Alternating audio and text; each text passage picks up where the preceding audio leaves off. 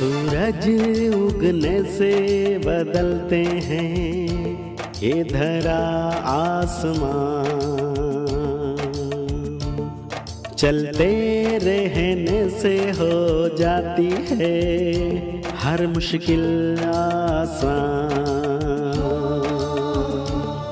चिंता को छोड़ कर आओ कर ले मन में शुभ चिंतन, हर पल को कर ले सफल सफल कह रही है ये पवन।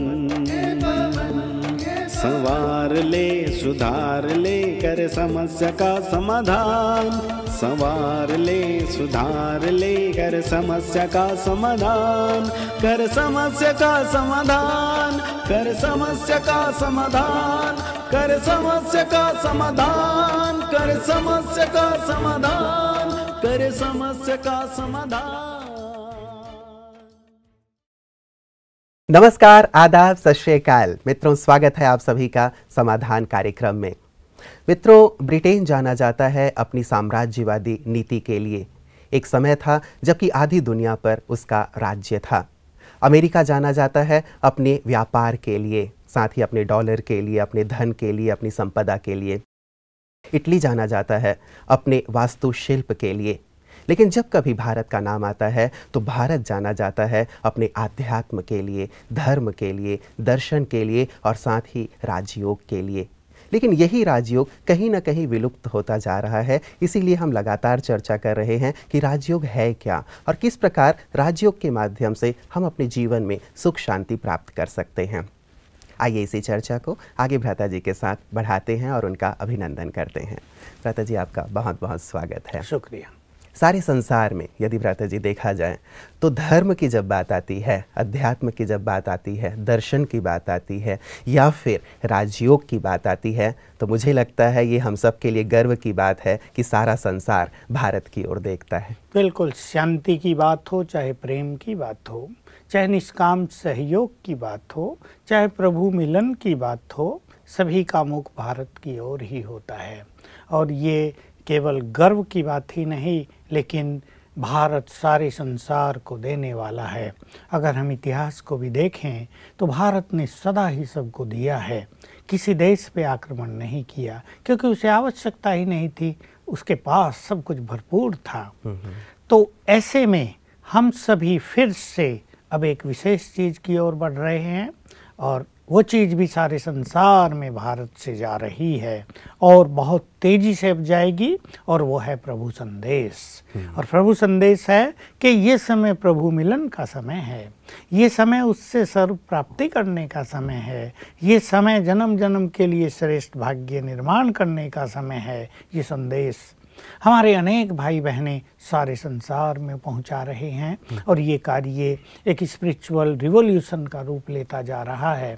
और हमें तो विश्वास है अगले 5-7 सालों में इस संसार में एक स्पिरिचुअल क्रांति आ जाएगी, एक आध्यात्मिक क्रांति, जिसमें हर मनुष्य पवित्र बनने का इच्छुक होगा, जिसमें हर मनुष्य अपने को पहचानने के लिए तत्पर होगा, परमात्मा से अपना कनेक्शन जोड़ना चाहेगा। उसे लगेगा कि अगर कहीं से एनर्जी मिल सकती है, अगर कहीं से उसे सुरक्षा मिल सकती है, अगर कहीं से उसके जीवन में शक्तियाँ और शांति आ सकती है, तो वो सुप्रीम सोल ही है। तो ये समय तेज़ी से आ रहा है और हम तो तेज़ी से उस ओर बढ़ रहे हैं और हमें इंतज़ार है उन डिवाइन मोमेंट्स की जब भारत जगत गुरु बने, विश्व गुरु बने और सारे संसार में यहाँ से लाइट फैले। बिल्कुल, आमीन, ऐसा ही हो भ्राता जी। हर एक देश प्रेमी ऐसा चाहेगा, ऐसा ही होगा। और वास्तव में भारतवर्ष सारे संसार को देने वाला रहा है, इसीलिए लोग देखते भी हैं। और मुझे एक बात याद आ रही थी भ्राता जी जब आप कह रहे थे तो, कि चीन में एक कहावत प्रसिद्ध है कि यदि तुम श्रेष्ठ कर्म करोगे, अच्छे कर्म करोगे, तो तुम्हारा अगला जन्म भारत में होगा। और ये कहते, ये सुनाते तो मैं कभी भी थकता नहीं हूँ और बहुत गर्व महसूस करता हूँ। भारत में ये पहले से ही भारत वालों के लिए कहा गया जी। विदेशों में सब जगह ये मान्यता थी कि भारत स्वर्ग है। था वो नहीं, सोने की चिड़िया वैसे भी कहा जाता है, धन संपदा है यहाँ, सोने का तो कोई महत्व ही नहीं है। यहाँ सच्ची मानवता है मनुष्य के अंदर, तो ये ईस्ट जहाँ के लिए दिखाया, सूर्योदय भी यहीं से होता है, ज्ञान सूर्य का उदय भी, परमात्मा का उदय भी, उसके सत्य ज्ञान का उदय भी यहीं से होता है और वो समय अब चल रहा है। जी भ्राता जी, मैं एक सर्वे पढ़ रहा था कि पश्चिम के जो देश के लोग हैं बहुत ज़्यादा रुझान है उन लोगों की, जब वो सर्च करते हैं नेट पे तो भारत की ओर देखते हैं कि यहाँ से हमें क्या मिल सकता है। लेकिन एक विडंबना है कि हमारे देश के युवा वर्ग या अन्य लोग विदेश की ओर देखते हैं कि हमें वहाँ से कुछ मिल जाए। तभी मैं विशेष करके चाहता हूँ कि हमारी जो संस्कृति है, हमारे यहाँ का जो राजयोग है, इसकी महत्ता कैसे जन जन तक पहुँचे, कैसे इसे लोग समझें, ताकि अपने देश की जो मूल चीज़ है उस चीज़ को अपने जीवन में ला सकें। ये भारतवासियों की मेंटलिटी है, वो विदेश की ओर देखते हैं, उन्हें दूसरों की थाली में खीर ज्यादा अच्छी लगती है, जबकि अपनी थाली में ज्यादा स्वादिष्ट है। यहाँ भी बहुत अच्छा है लेकिन जो व्यक्ति एक बार विदेश जाता है वो देखता है वहाँ सफाई बहुत है, वहाँ एडमिनिस्ट्रेशन बहुत सुंदर है, वहाँ कार्य कराने के लिए लोगों को ऑफिसों के बहुत चक्कर नहीं लगाने पड़ते हैं, वहाँ लोग ज्यादा ऑनेस्ट हैं, थोड़े रिलायबल हैं, तो उसका आकर्षण उनकी ओर जाता ही है। लेकिन जहाँ तक प्योरिटी की, मॉरल वैल्यूज की, स्पिरिचुअलिटी की, शांति की, मेडिटेशन प्रेम की, मेडिटेशन की बात है, वो भारत के सिवाय कहीं नहीं है। मैं इसको इस ढंग से कहता हूँ, देखिए अगर आप अमेरिका में जाओ और उनसे पूछो आपका इतिहास कितना है, वो कहेंगे लगभग 400 साल। ऑस्ट्रेलिया में जाओ, उनसे पूछो तुम्हारा इतिहास कितना है, मैं गया, कहा 150 साल, 250 साल से यहाँ लोग बसे हैं, 150 साल का लगभग 250 साल का वहाँ इतिहास है। और भारत का इतिहास बहुत प्राचीन है, यहाँ की सभ्यता बहुत प्राचीन है, 2500 साल का तो यहाँ इतिहास ही उपलब्ध है, और उससे पहले भी यहाँ बहुत कुछ था। तो हमारा देश बूढ़ा हो गया तो जैसे बूढ़ा मनुष्य, भाई किसी के दांत गिरेंगे, बाल गिरेंगे, किसी का टांगे कमजोर हो जाएंगी, किसी को कुछ होगा, किसी को कुछ, और वो हैं जैसे छोटे बच्चे, जी, यंग, तो वो तो आकर्षित, एनर्जेटिक है और आकर्षित करते हैं। लेकिन बूढ़ों की तो सेवा करनी चाहिए। लेकिन नहीं, बूढ़ों का महत्व है, बूढ़े ना हो तो यंग लोग राह भटक जाएंगे। बूढ़ों का अनुभव युवा वर्ग के लिए बहुत सुंदर गाइडेंस होता है। इसलिए हमारा देश थोड़ा बूढ़ा हो गया है। वो गीत भी है ना, बूढ़े भारत में भी छाई फिर से नई जवानी थी, बुंदेले हर बोलो के मुख हमने सुनी कहानी थी। तो वास्तव में देश बूढ़ा तो है, लेकिन जब बहुत बूढ़ा हो जाता है तो फिर बचपन के संस्कार भी जागृत हो जाते हैं। 25 साल से देख रहे हैं, चाहे फाइनेंशियली हो, चाहे एजुकेशन के फील्ड में हो, अनेक फील्ड में हमारा देश बहुत आगे चला गया है। इलेक्ट्रॉनिक्स के फील्ड में, आईटी के फील्ड में, स्पोर्ट्स के फील्ड में बहुत आगे है, नो डाउट। तो हम अब पुनः आगे बढ़ रहे हैं और अब स्पिरिचुअलिटी यहाँ के हर जन जन के मानस पर छाती जा रही है। तो युवकों का विदेशों की ओर आकर्षण तो है, वो केवल पैसे के लिए है। अब मनुष्य को जब पैसा चाहता है, जब उसको यहाँ काम नहीं मिलता है, तो डेफिनेटली वो कहीं ना कहीं तो जाएगा ही। लेकिन हमारे देश के युवकों का प्यार भारत से बहुत ज़्यादा है। हम मिलते हैं ना लोगों से, भारत के लिए लोग कुर्बानी की भावना रखते हैं। ये भावना अमेरिका आदि देशों में नहीं देखने को मिलेगी। भारत के जन जन में बहुत देश प्रेम है।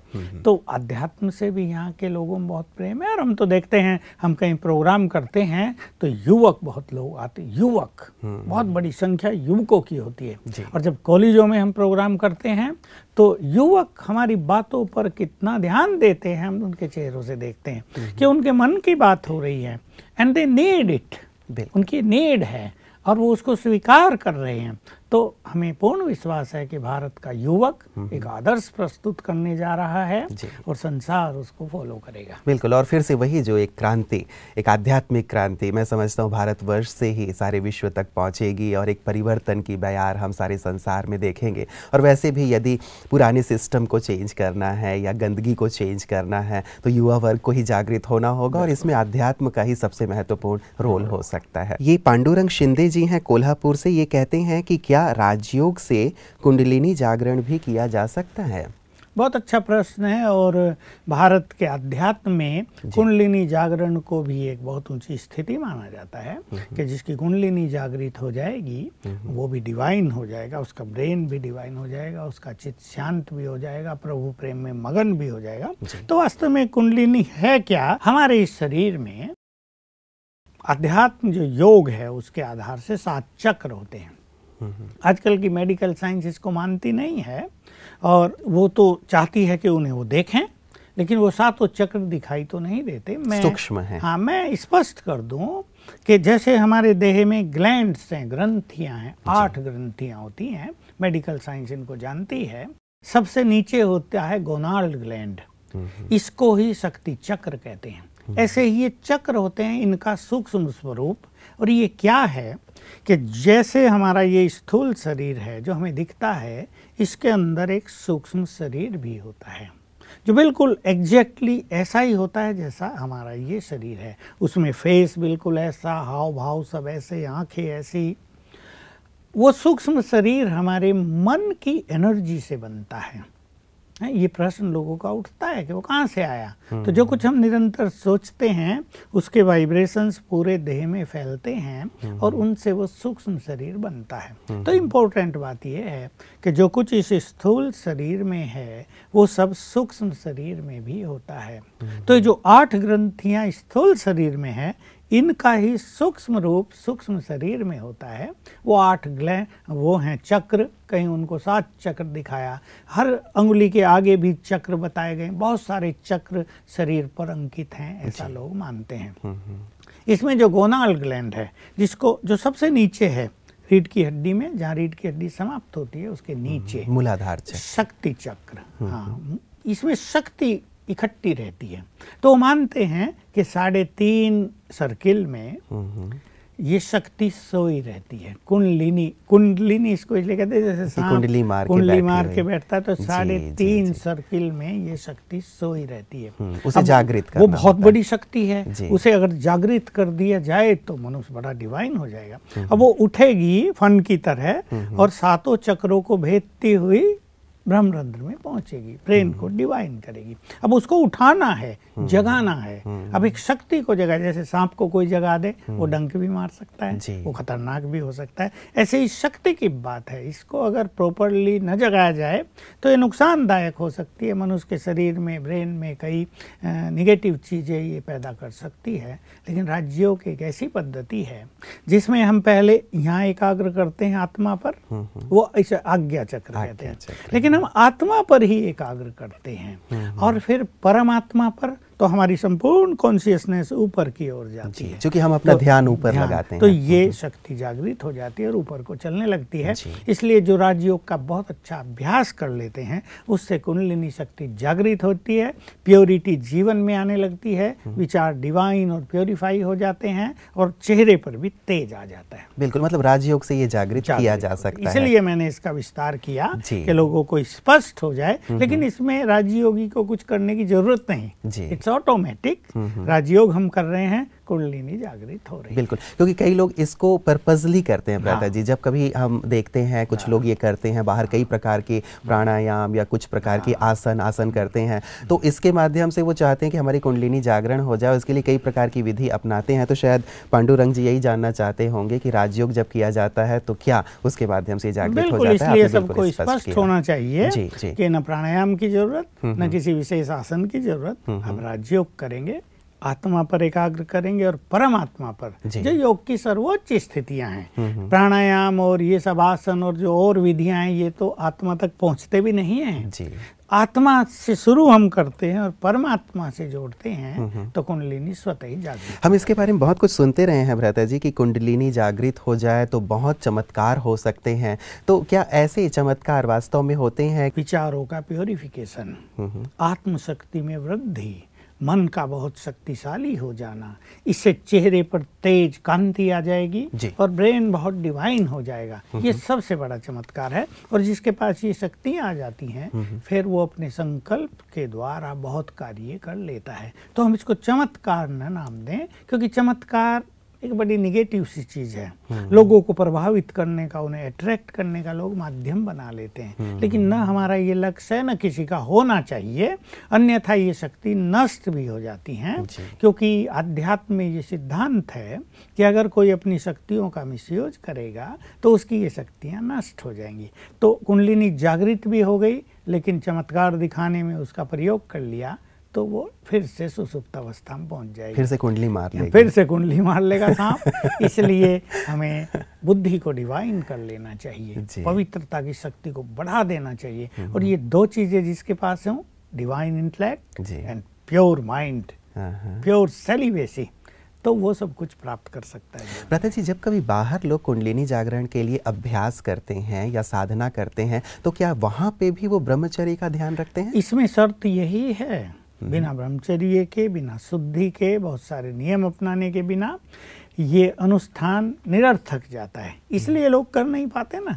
और ब्रह्मचर्य भी पालन करेंगे तो बड़ा जबरदस्ती, जैसे हठपूर्वक कर रहे हैं। और हमारा जो पवित्रता का जीवन है, ब्रह्मचर्य जो हमने पालन किया, वो बड़ा नेचुरल हो गया है। वी एंजॉय इट, तो ये हमारे लिए एक एंजॉयमेंट बन गया और उनके लिए ये एक स्ट्रेन बन जाता है। इसलिए बहुत लोग ये कर नहीं पाते, बीच में उनका छूट जाता है। उसका एक ही कारण है ब्रह्मचर्य। बिल्कुल। और कई लोग भ्राता जी देखा जाता है कि ऐसे साधना करते करते विक्षिप्त भी हो जाते हैं, तो इसका क्या कारण होता है कि वो ऐसी मानसिक अवस्था में पहुंच जाते, फिर लोग कहते हैं देखो बड़ा आया था साधक बनने और हालत इसकी कैसी हो गई। तो ये कारण क्या बनता है? मैंने इसके लिए आपको उदाहरण दिया, सांप को अगर सोए हुए को जगा दिया जाए जी, वो खतरनाक, और सावधानी न बरती जाए, उसको बहुत प्यार न मिले, तो वाइब्रेशंस अच्छे न हो, तो वो जगते ही पहला काम करेगा डंक मारना, पॉइजनस कर देगा मनुष्य को। यही है कि अगर विधि प्रॉपर नहीं है और लोग ब्रह्मचर्य का पालन भी जबरदस्ती कर रहे हैं, अपनी वासनाओं को दबाए बैठे हैं, लेकिन वो काम कर रही हैं, इसमें ही नुकसान होते हैं। बात नुकसान होने की केवल प्योरिटी की होती है, लेकिन अगर प्योरिटी नेचुरल हो जाए तो फिर नुकसान नहीं होगा। लेकिन फिर हम जब राजयोग में भी ये कुंडलिनी जागृत कर रहे हैं भ्राता जी, ये जागृत हो रहा है ऑटोमेटिक जैसा आप कह रहे हैं, तो फिर क्या हमारे लिए भी जो राजयोग का अभ्यास कर रहे हैं उनके लिए भी तो कहीं घातक नहीं है कि कहीं उन्होंने कुछ नियम का उल्लंघन किया और ये उनके लिए भी घातक साबित हो जाए? उनके लिए घातक नहीं होगी, फिर से सुसुप्त हो जाएगी। अगर वो नियम तोड़ते हैं तो उन्हें नुकसान कुछ नहीं होगा, वो सुसुप्त अवस्था में पहुंच जाएगी और जो कुछ वो अचीव करना चाहते थे वो अचीव नहीं कर पाएंगे। तो कई लोग जो सामान्य लोग हैं वो सोचते हैं छोड़ो ये क्या झंझट में पड़ना है, वो जगाना वगाना सुलाना। तो यही सोचेगा हमें न चमत्कारों की जरूरत, हमें अपना काम धंधा करना है, बिजनेस करना, उसमें सफलता की कोई बात हो तो कहो। तो सत्य यही है कि हम राजयोग में भी इसको लक्ष्य नहीं बनाते हैं, ये तो ऑटोमेटिक हो जाता है। जैसे बहुत सारी चीजें देह के अंदर भी शुद्ध होती हैं, शक्तियां सोई हुई जागृत हो जाती हैं हमारी, और भी बहुत सारी शक्तियां हमारे देह में भी, हमारे मन में, हमारी बुद्धि में समाहित रहती हैं। राजयोग से वो जगती रहती हैं, हम डिवाइन होते जाते हैं। इसलिए आप देख सकते हैं जो राजयोग का अभ्यास करने वाले हैं, जो अच्छे अभ्यास कर रहे हैं, उनके चेहरों पर खुशी की झलक, उनके मस्तक पर तेज, और कईयों के तो भ्रकुटियों के मध्य में आत्मा ही चमकती हुई लोगों को दिखाई देती है। तो ये प्रैक्टिकल स्वरूप उसका हो जाता है। जी, इसकी लगातार हम लोग चर्चा करते रहते हैं कि कितना सुंदर दिखाई देता है यहाँ जो राजयोग का अभ्यास करते हैं, उनका चेहरा चमक, और साथ ही किसी प्रकार का तनाव भी नहीं रहता है। तो एक सामान्यता ये कहा जाए भ्राता जी कि एक प्रकार से यदि अंधकार है किसी कमरे में, हमें केवल स्विच ऑन, राजयोग का स्विच ऑन करना है, बाकी अंधकार जो है वो दूर हो जाएंगे और साथ ही जो भी शक्तियां हैं, गुण है, वो जागृत होते चले जाएंगे। भ्राता जी, दूसरा प्रश्न हमारे पास आया है सुमन जी का रायगढ़ से। ये कहती हैं कि मैं पिछले कुछ समय से ब्रह्मा कुमारी से जुड़ी हुई हूँ। सौभाग्य से मेरे बेटे का नाम भी सूरज है। मैं चाहती हूँ कि मेरा बेटा भी आप जैसा महान योगी बने, तो मुझे इसके लिए कहती हैं क्या करना चाहिए, उसे अभी से मैं क्या सिखाना प्रारंभ करूं कि वो आपके जैसा बन जाए? करना तो बेटे को ही पड़ेगा, पर माँ तो केवल सहयोग करेगी। हर एक माँ चाहती तो है। आखिर भ्राता जी, शिवाजी को भी शिवाजी तो आखिर माँ ने ही बनाया था। उसको इनको अच्छे संस्कार देने पड़ेंगे। प्योरिटी के लिए विशेष रूप से उन्हें एजुकेट करना पड़ेगा पहले से। आजकल समाज में जो एक निगेटिव बात है वो यही कि कोई भी अपने बच्चों को प्योरिटी के लिए एजुकेट नहीं करता है, शिक्षित नहीं करता है। इनको बच्चों को प्योरिटी का महत्व समझाना होगा। इससे उनमें प्योर संस्कार बढ़ते जाएंगे। और अपने घर के वातावरण को भी ऐसा बनाना पड़ेगा जिसमें खान पान भी सात्विक हो, जिसमें टीवी, इंटरनेट और ये जो गंदगी है वो सब कम हो, न हो, और चित्र भी घर में ऐसे लगाए जाएं। वैसे तो जो ज्ञान योग के मार्ग पे चलते हैं, अच्छे अच्छे स्लोगन अपने घरों में रखते हैं, अच्छे चित्र देवी देवताओं के, परमात्मा के स्वरूप के रखते हैं, क्योंकि इनसे भी वाइब्रेशंस निकलते हैं। वो भी सबको घर में करना चाहिए। और इसमें माँ बाप की विशेष जो बात रहेगी वो ये कि उनके स्वभाव का असर बच्चों पर गहरा पड़ता है। माँ बाप ध्यान रखेंगे वो लड़ाई झगड़ा न करें, वो बात बात में डिबेट न करते रहें, उनके बीच में मन मुटाव न होता रहे और उनके बीच में कोई इम्प्योरिटी भी ना आए, तो बच्चों पर बहुत गहरा प्रभाव पड़ेगा। इन चीज़ों का ध्यान रखेंगे और भोजन इन्हें पवित्र खिलाएंगे। अभी से बच्चे ही, क्योंकि राजयोग में बहुत एक्सपर्ट होने लगते हैं। हमने भी 14 साल की उम्र से राजयोग किया था और इतनी ज़बरदस्त कंसंट्रेशन थी कि शिव बाबा के अलावा कोई दिखता ही नहीं था लंबा काल। तो ऐसा ही बच्चों को कराएंगे तो बच्चे अभी से एक्सपर्ट हो गए, और जब उसकी कंसंट्रेशन अच्छी होगी और उसे योग का सुख मिलने लगेगा जी, तो आप वो श्रेष्ठ योगी बन जाएंगे। उनकी दिनचर्या वो कैसी रखवाएं भ्राता जी, जैसे आपने प्रारंभिक दिनों में किया हो, जब आप भी इस उम्र में थे, कैसी दिनचर्या अपना सकते हैं बच्चे जिससे कि योग के मार्ग में सहज हो जाए चलना? बच्चे तो क्योंकि पढ़ते हैं जी, उन्हें अपने स्कूल कॉलेज में भी जाना होता है। बस बहुत जल्दी तो उन्हें उठाना नहीं चाहिए, क्योंकि 4 बजे अगर उन्हें उठाएंगे तो वो क्लास में जाके सो जाएंगे जी। इसलिए बच्चे 6 बजे ही उठें, थोड़ा सा मेडिटेशन कर लें, और अगर कोई सवेरे उठ के योग भी करते हैं तो उन्हें दोबारा रेस्ट कर लेना चाहिए, ताकि पूरा दिन उनका अच्छी मनोस्थिति में गुजरे, उन्हें क्लास में नींद ना आए या थकान ना हो। क्योंकि ब्रेन अगर थकता है तो पढ़ाई उनके लिए भारी हो जाएगी, उनकी कंसंट्रेशन नहीं होगी। इसलिए उनको सोने का, ये सवेरे उठने का प्रतिबंध नहीं लगाना चाहिए। और फिर सारा दिन बस स्कूल में जाएं, वहाँ उन्हें सिखा देना चाहिए, थोड़ी थोड़ी प्रैक्टिस करें वो आत्मा की, स्वमान की। फिर घर आएँ और थोड़ा मेडिटेशन फिर करें और अपने टाइम पे सो जाएं। बच्चों में जो ये एक आदत डाल दी जाती है कि रात को देर तक पढ़ाई पढ़ रहे हैं, ये आदत बहुत ख़राब है। और मैं ख़राब इसको इसलिए कहूँगा, अनेक बच्चों में ये आदत तो पड़ गई है, 12 बजे तक 2 बजे तक वो पढ़ रहे हैं। लेकिन सबको ये मालूम होना चाहिए, जब मन उसका ब्रेन थक गया हो तब वो कितनी भी मेहनत करे, ब्रेन उन चीज़ों को ग्रहण करेगा ही नहीं। इसलिए पढ़ाई में मेहनत का महत्व तब तक है जब तक ब्रेन बिल्कुल फ्रेश रहे। अभी 11 बज गए, आ तो रही नींद, और मम्मी कहा चाय पी लो और पढ़ो। अब चाय पी के थोड़ी जागृति आई, फिर पढ़ने बैठ गए, तो ब्रेन अब कैपेबल नहीं है सब कुछ ग्रहण करने के लिए। उसे ब्रेन की शक्तियाँ नष्ट भी होंगी और उन्हें कुछ याद भी नहीं रहेगा। इसलिए 10 बजे ही, 9:30 बजे ही सब काम बंद कर देना चाहिए। और जो होशियार बच्चे हैं वो कोई बहुत पढ़ के होशियार नहीं होते। मैं हमेशा कहता हूँ कि बच्चों को बहुत पढ़ाने की बजाय उनकी बुद्धि का विकास कैसे हो, इस पे ध्यान देना चाहिए। वो अंडरस्टैंड करें हर चीज़ को, इससे विद्यार्थियों को बहुत फायदा होगा। और हम तो चाहेंगे इनका बच्चा हम जैसा क्यों, हमसे भी बड़ा योगी बने, बाप समान बने, और संसार में बाबा का नाम रोशन करे, संसार को बाबा का संदेश दे। हमारी ये शुभकामनाएं, बड़ी शुभकामनाएं सुंदर आपकी वहाँ तक पहुँची। लेकिन दादा जी, अभी तो वो बच्चा छोटा है, लेकिन अब जो बच्चे बड़े हो गए हैं या ब्रह्मा कुमारी इसके मार्ग में लंबे समय से चल रहे हैं, कई कुमार हैं, कई कुमारियां हैं, आप उनके लिए भी आदर्श हैं, क्योंकि योग के लिए आपके मतलब एक सर्वश्रेष्ठ योगी के तौर पे सभी आपको देखते हैं, बहुत सुंदर अनुभव है। उन्हें आप क्या सजेस्ट करेंगे भ्राता जी कि वो यदि योग के मार्ग में बहुत ऊंचा जाना चाहते हैं, सर्वोच्च शिखर पर, उन्हें आप क्या सजेस्ट करेंगे? आपने अच्छी बात कही। मुझे भी ये ख्याल हो रहा था कि हमारे पास राजयोग सीखने के लिए युवक बहुत आ रहे हैं जी, लेकिन बहुत युवक चलते चलते इस मार्ग में ढीले भी हो जाते हैं। मैं सभी को कहूँगा, जैसे जैसे देह की आयु बढ़ती है, मनुष्य के अंदर वासनाएं भी जागृत होती हैं। बिल्कुल सबको स्पष्ट जानना चाहिए। इसलिए जो कुमार कुमारियाँ, युवक राजयोग सीखने आ रहे हैं, वो ज्ञान लेने के साथ राजयोग की प्रैक्टिस पर भी बहुत ध्यान दें। उनका राजयोग का चार्ट कम से कम 2 घंटे रोज तो होना ही चाहिए। इससे उनकी प्योरिटी बहुत बढ़ेगी, वासनाएं उनकी समाप्त हो जाएंगी, और तब इस मार्ग पर चलना उनके लिए सरल होगा। क्योंकि युवकों के लिए निगेटिविटी बहुत है संसार में, उनके लिए संग की समस्या भी बहुत है संसार में। उनका फ्रेंड सर्किल ऐसा होता है जो उन्हें बुराई सिखाएगा, अच्छाई सिखाने वाले फ्रेंड गिने चुने होंगे। उनसे बचने के लिए भी इनके पास राजयोग के सुंदर अनुभव होने चाहिए, ताकि बाह्य चीज़ों का इफेक्ट इनके ऊपर हो नहीं। तो मैं अपने युवक साथियों को कहूँगा, बहुत अच्छे राजयोगी बनो। आप सबके पास बहुत सुंदर एकाग्रता है, उससे आप योग का सुख ले सकते हैं, और राजयोग के द्वारा आपकी मेमोरी पावर बढ़ेगी, आपकी इंटेलेक्चुअल एबिलिटी बढ़ेगी, आपकी बुद्धि की क्षमता बहुत बढ़ जाएगी, और आप जो कुछ पढ़ना चाहते हैं कम समय में ज़्यादा प्राप्त करेंगे, एग्ज़ाम में भी आप बहुत सफल होंगे।